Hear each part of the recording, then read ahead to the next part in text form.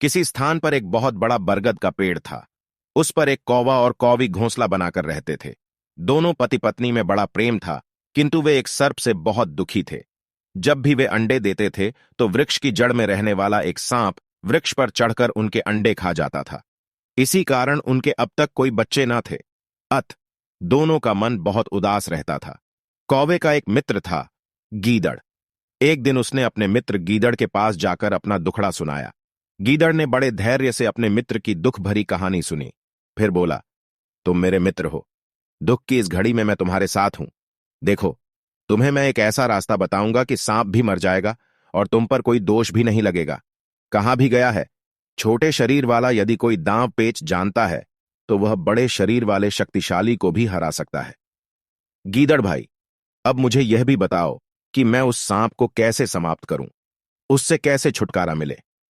गीदड़ बोला, तुम आसपास के किसी राज सरोवर पर जाओ। राज परिवार के लोग अक्सर वहां जल क्रीड़ा और स्नान आदि करने आते हैं। बस वहां से उनका कोई कीमती आभूषण उठा लाओ। उड़ो इस गति से कि सैनिकों की दृष्टि से ओझल ना हो सको। बस सैनिक तुम्हारा पीछा करेंगे। तुम वह आभूषण लाकर सर्प के बिल में डाल दो। सैनिक उस आभूषण को पाने के लिए उसका काम तमाम कर देंगे।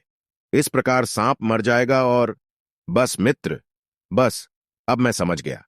हम कल ही इस कार्य को करेंगे। तुम्हारा बहुत बहुत धन्यवाद मित्र। कौवा कौवी उसका धन्यवाद कर उड़ चले। उसी दिन वे अपने अभियान पर निकल पड़े। पास ही एक राज सरोवर था। वहां रानी रोज स्नान करने आती थी। चारों ओर महिला सैनिकों का पहरा था। उद्यान के बाहर पुरुष सैनिक मुस्तैदी से खड़े थे। एक ओर रानी के वस्त्राभूषण रखे थे। कौवी ने कौवे को इशारा किया। आंखों ही आंखों में बात हुई और कौवी ने झपटकर रानी का हार उठा लिया। हार उठाते ही महिला सैनिक तलवारें लेकर कौवी के पीछे भागीं और शोर मचाकर पुरुष सैनिकों को सावधान किया।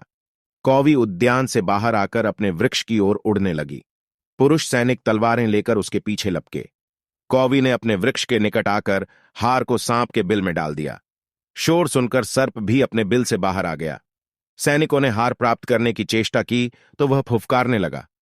बस फिर क्या था, देखते ही देखते सैनिकों ने उसके टुकड़े टुकड़े कर दिए और हार लेकर चलते बने। इस प्रकार शक्तिहीन कौवा कौवी ने अपनी बुद्धि से बलशाली सर्प को मरवा दिया। बलवान से बुद्धिमान सदा बड़ा होता है, बुद्धि ही बल है।